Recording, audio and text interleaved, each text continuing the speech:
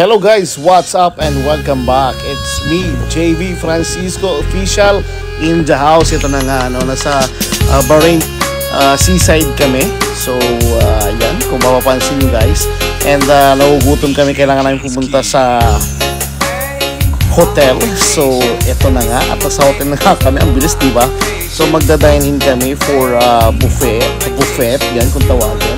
Kasama ko ang ating mga tropa, yung mga kasamahan natin, yan. So, nasa dining table na kami.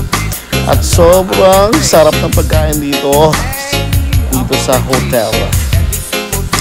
So, yan na, bibili muna tayo for today's.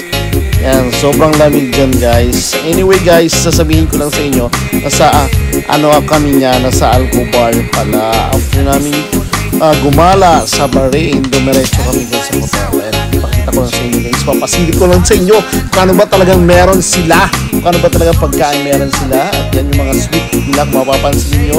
At ako'y gutom na talaga. Takam ako sa masasarap na pagkain yun, no? Yung beef na yan.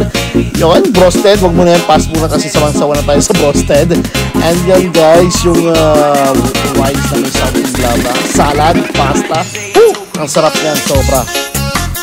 And white rice. Ayan, ipapasilip ko muna sa inyo for today's video guys. Uy, at ako'y nagugutom na talaga niyan. At sobrang gutom gumala. You know, kaway-kaway muna dyan over there. Hello guys, what's up, what's up? Ayan o, kaway muna. O, si Madam Chili. Uy, kaway muna dyan po.